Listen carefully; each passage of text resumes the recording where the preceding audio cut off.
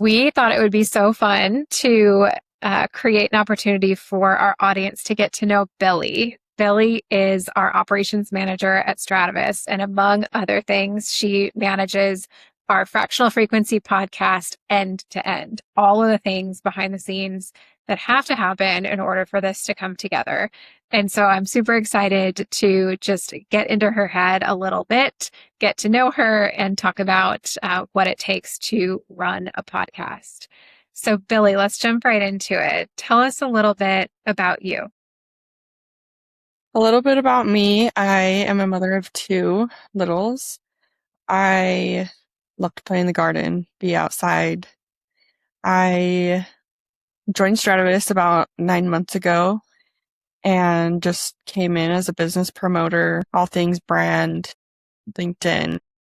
I'm now operations manager of the podcast. I run everything fractional frequency. Love to stay on the back end. And here we are putting you at the front.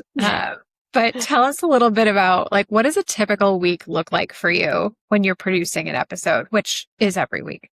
The biggest thing is discovery calls. I try and set up new guests so that we can meet them, get to know you guys. Then we'll write a brief, which is probably the hardest part, getting all the information aligned, edit the podcast, and kind of just go through everything, make sure everything looks clean.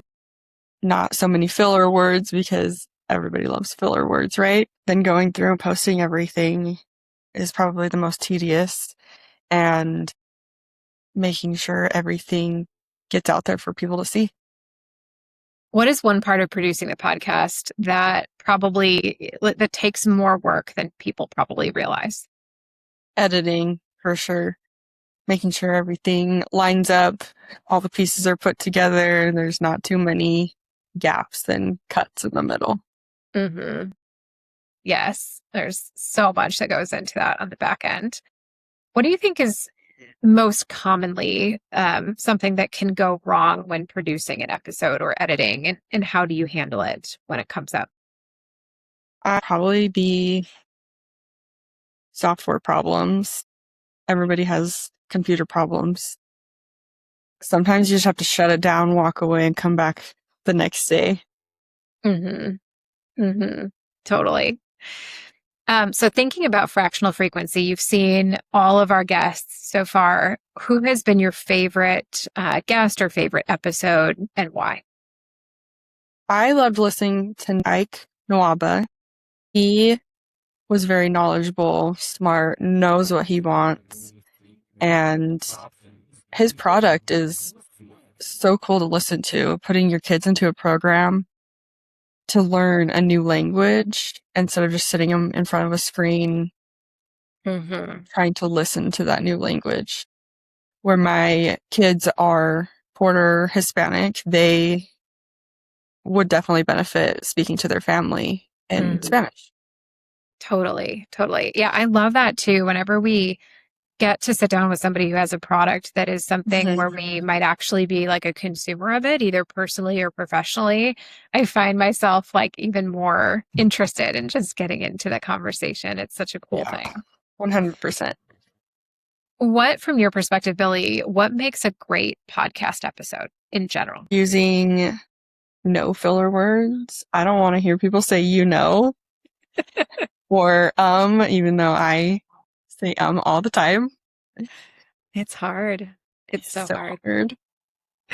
Yeah, there are very few people I've met who have really mastered the no filler and master the pause, right, as they're thinking or pulling their words together. It's a real skill that takes probably a lot of practice to get to.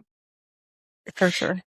So, Billie, let's end with just a couple of quick hit topics here. The first is to ask for some advice. So if you could give advice to somebody starting a podcast for the first time, what would be your number one piece of advice you would share with them? Stay organized, post consistently, just make sure everything lines up the best you can. Totally. Yeah, it's crazy when we look at the workflow chart of all of the things that it takes to produce a podcast from beginning to end. I think it's like 20 touch points or more. You don't just throw up a Riverside link and get onto it and start talking. It's a lot more than that. Definitely a lot more in the back end. I don't know what we would do if it weren't for you keeping us on track and organized Thank week you. in and week out. All right. So, Billie, finally, just for fun, what is something that people might be surprised to learn about you personally? I am now a licensed nail tech in Utah. Such a different. Yes.